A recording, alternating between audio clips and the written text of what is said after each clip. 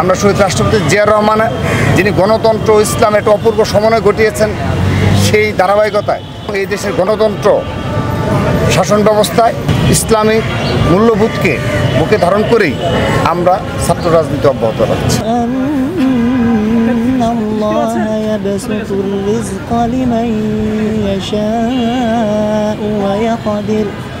أعوذ بالله من الشيطان الرجيم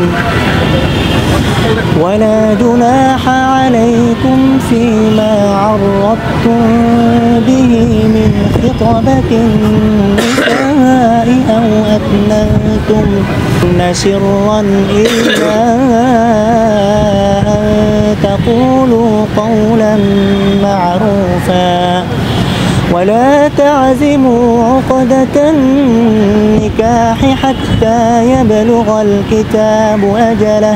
আমাদের প্রায় 550 প্রতিযোগী প্রথম ধাপে অংশগ্রহণ করছে। দুপুর 1:30টা থেকে দ্বিতীয় ধাপে আরও প্রায় 500 শতাধিক প্রতিযোগী অংশগ্রহণ করবে। আমাদের 7টি বুথে আমাদের সেই প্রতিযোগিতায় অংশগ্রহণ করছে। 7টি বুথে আমাদের প্রতি বুথে 2 জন করে বিচারক রয়েছেন। তাদের মার্কিংয়ের ভিত্তিতে আমরা চূড়ান্ত তালিকা করব। সেই চূড়ান্ত তালিকা আমরা 18ই মার্চ এই টিএসসি অডিটোরিয়ামে আমাদের ফাইনাল রাউন্ড সম্পন্ন হবে এবং সেদিন পুরস্কার বিতরণ অনুষ্ঠিত হবে। তো আমাদের এই হিফজুল কোরআন ও কোরআন তেলাওয়াতের এই প্রতিযোগিতার মাধ্যমে আমাদের একটি বার্তা স্পষ্ট যে ছাত্রদল শুধুমাত্র সাধারণ শিক্ষার্থীদের অধিকার বাস্তবায়নে রাজপথে থাকে না, তারা যেভাবে নারীদের অধিকার বাস্তবায়নে নারীর জাগরণে ভূমিকা পালন করেছে এবং তার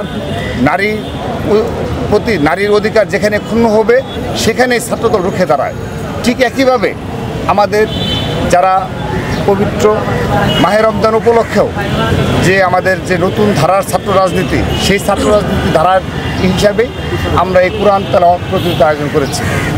আমাদের এই প্রতিযোগিতা এবারই শেষ নয়, এর ধারাবাহিকতা অব্যাহত থাকবে। আমাদের শুধুমাত্র মাহে রমজান উপলক্ষেই এই প্রতিযোগিতায় শেষ নয়, আমাদের এই ধরনের কোরআন তেলাওয়াত এবং হিফজুল কোরআনের এবং মাদ্রাসা শিক্ষার্থীদের জন্য আমাদের আলাদা আলাদা পরিকল্পনা রয়েছে।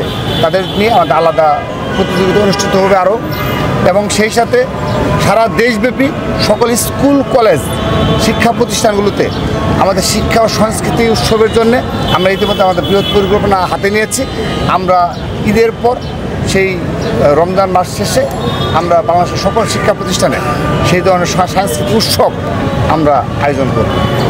আমরা শহীদ রাষ্ট্রপতি জিয়াউর রহমান যিনি গণতন্ত্র ও ইসলামের একটা অপূর্ব সমন্বয় ঘটিয়েছেন, সেই ধারাবাহিকতায় আমরা তার আদর্শকে এখনও বুকে লালন করি বাংলাদেশের সাধারণ সার্বভৌমত্ব রক্ষায় এবং এই দেশের গণতন্ত্র শাসন ব্যবস্থায় যেহেতু ইসলামিক মূল্যবোধকে বুকে ধারণ করেই আমরা ছাত্র রাজনীতি অব্যাহত রাখছি।